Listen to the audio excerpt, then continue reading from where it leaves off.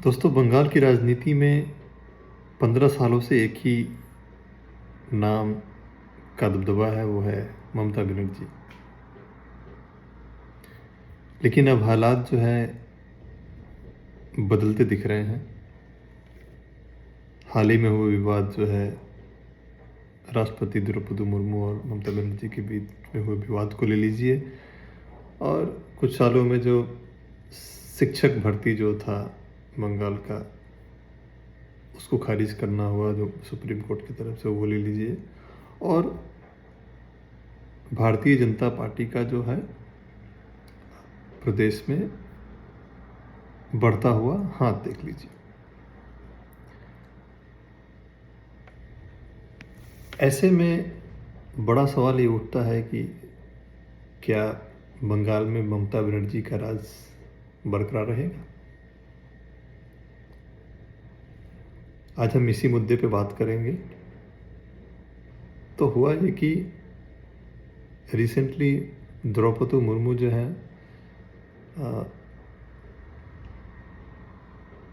वो पश्चिम बंगाल के दौरे पे थी, और वहाँ पे भारतीय जनता पार्टी की तरफ से ये क्रिटिसाइज़ किया गया कि वेस्ट बंगाल गवर्नमेंट जो है राष्ट्रपति द्रौपदी मुर्मू का प्रोटोकॉल के हिसाब से स्वागत नहीं करी।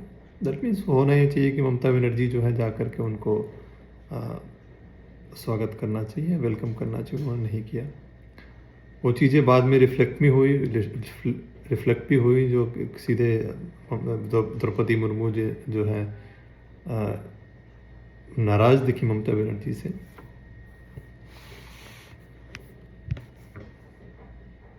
और ममता बनर्जी के इन आरोपों को खारिज करते हुए कहा कि ये कार्यक्रम का आयोजन जो है राज्य सरकार की तरफ से नहीं था। सो इसको जो है राजनीतिक रूप ना दिया जाए, उनकी तरफ से ये कहना था। दूसरा जो है, पश्चिम बंगाल में आप लोगों ने सुना होगा कि 25,000 से ज़्यादा शिक्षक भर्ती जो है सुप्रीम कोर्ट के द्वारा जो है उसको रद्द कर दिया गया। दैट मीन्स वो लोग कार्यरत थे और काम कर रहे थे, इसके बावजूद भी इसमें कुछ धांधली हुआ करके ऐसा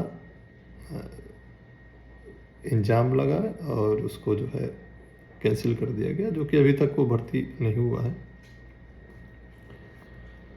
बंगाल में तीसरा ये है कि कानून को लेकर के बहुत क्रिटिसाइज विपक्ष की तरफ से किया जाता है कि कानून व्यवस्था की जो हालत है यहाँ ठीक नहीं है। उसके पीछे का रीज़न आप देख लेंगे। संदेश खली जो इंसिडेंट था, देन एक बार इंसिडेंट ये हुआ कि सीबीआई किसी चीज़ को लेकर के इंक्वायरी करने गई थी, उन पे लोकल्स ने पत्थरबाजी करने लगे। तो ये सब इंसिडेंट को देखते हुए ऐसा विपक्ष का इल्ज़ाम है कि कानून व्यवस्था वहाँ पे अच्छा नहीं है। अब तीसरा रीज़न है कि पॉलिटिकल रीज़न है कि भारतीय जनता पार्टी जो है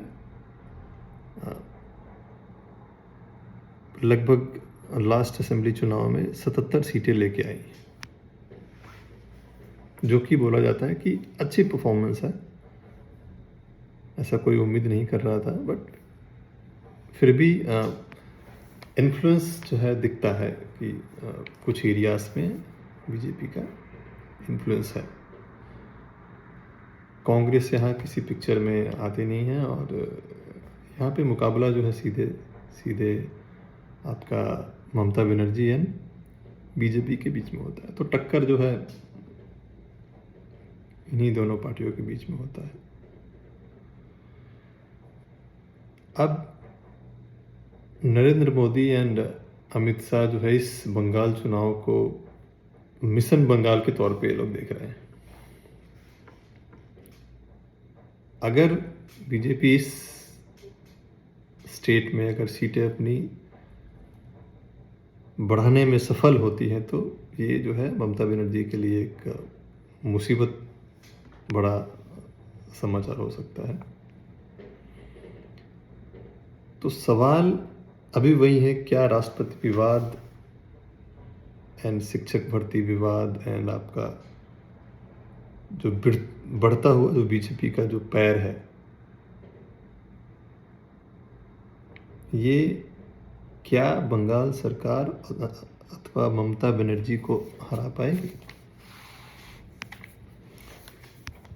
आपके हिसाब से 2026 में बंगाल चुनाव को कौन जीत रहा है या कौन जीतेगा, कमेंट में मुझे ज़रूर बताइए। एंड अगर आपको इंडियन पॉलिटिक्स से रिलेटेड ये चीज़ें अगर आपको जानकारी अच्छी लगी हो तो please do subscribe to my channel so that ऐसे ही मैं वीडियो नेक्स्ट बनाता रहूँगा। Thank you.